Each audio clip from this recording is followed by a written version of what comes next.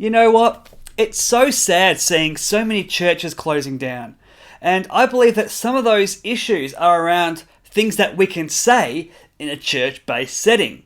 So in this video, I'm going to unlock 10 statements or things that people say that can potentially kill your NextGen ministry or even your church. So stay tuned.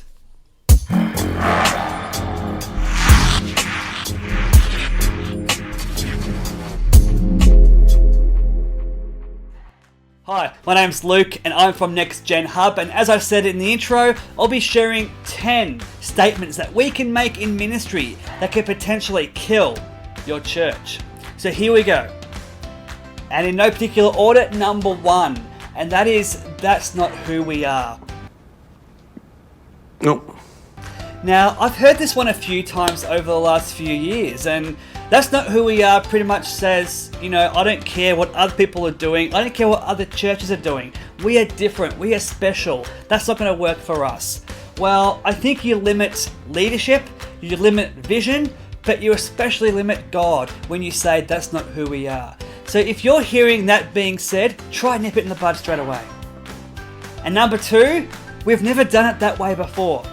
Now, this is pretty similar to number 1. They can go hand in hand quite often. But again, if you've never done it a certain way before, maybe you need to change it. Maybe you need to find a new way of doing things to have greater impact. So again, if you hear this one, pull it up. Number 3 is that people must believe before they belong. You must believe. Now, this is great, but it's completely countercultural to how Jesus did ministry. He said all are welcome into the kingdom. He said that people can have community with me. So he didn't say you need to meet a certain criteria list before you belong in the church. So if your church has this idea, this culture, that you must be a believer before you belong in the community, that's a big, big issue.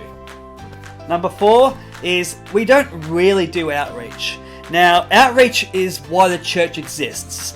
I think it's important to have your own building, and that's all great and proper, but unless you're not using that building as a mothership to go out and bless other people, if you aren't using it as a home base where you can go and make disciples, I think you're probably missing the point of church.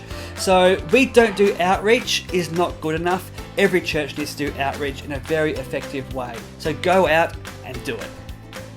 And number 5 is one that I really dislike, and I think most pastors are in the same boat. And that is, Luke, people are saying ...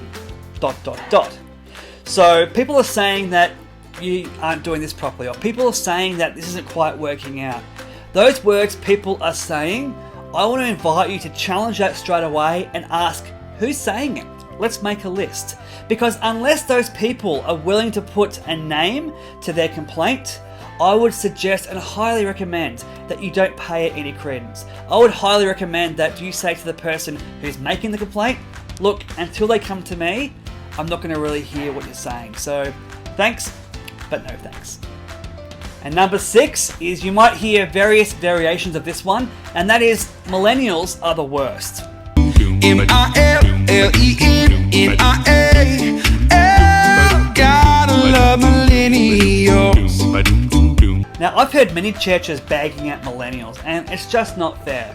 Yeah, granted, they have their own generational issues and their own ways of doing life and ministry, but we can't alienate them by putting them in a certain box. So maybe instead of pointing the finger and blaming, maybe we need to have the conversation. How do we engage millennials where they're at, and how do we help them utilize their gifting? So if you hear someone bagging at millennials, make sure you pull them up, because you know what? It's not cool. Number 7 is that people need to be happy.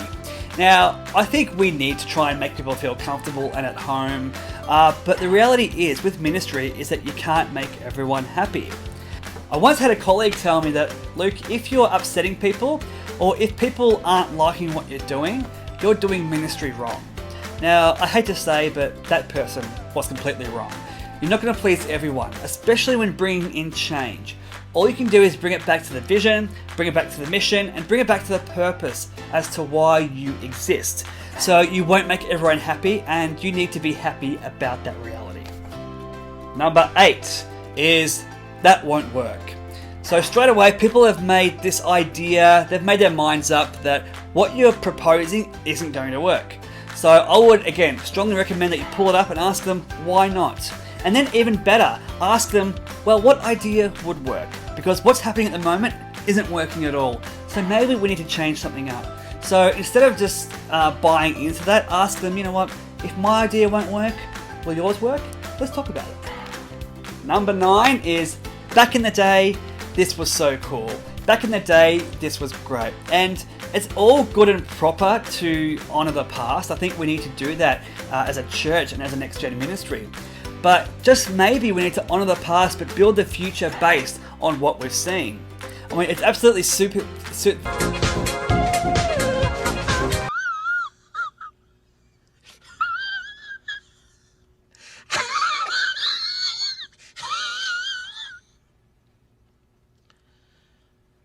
I think it's super that we need to celebrate the past, but we also need to build the future based on what's happened in the past.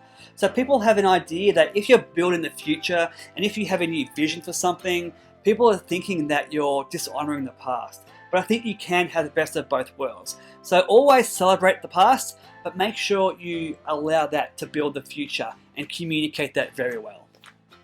Number 10 is, especially if you're coming into a new role, is that the last guy did it this way, or the last person did it this way.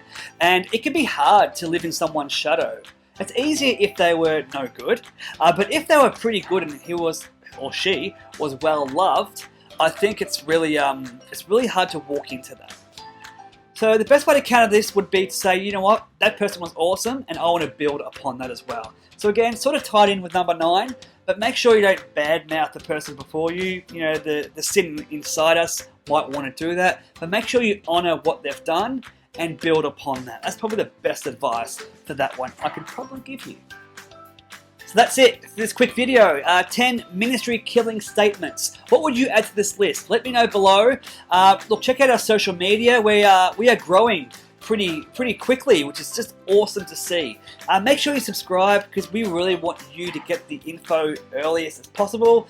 We want to keep you up to date with what God's doing in the NextGen space, not just here in Australia, but across the whole world. So make sure you subscribe and you like and do all those social media stuff. And I want to fire one last question at you guys, and that is this. Is your church Blockbuster Video or is your church Netflix? Let me know below and let's chat about it. So guys, have an amazing week and we'll see you next time.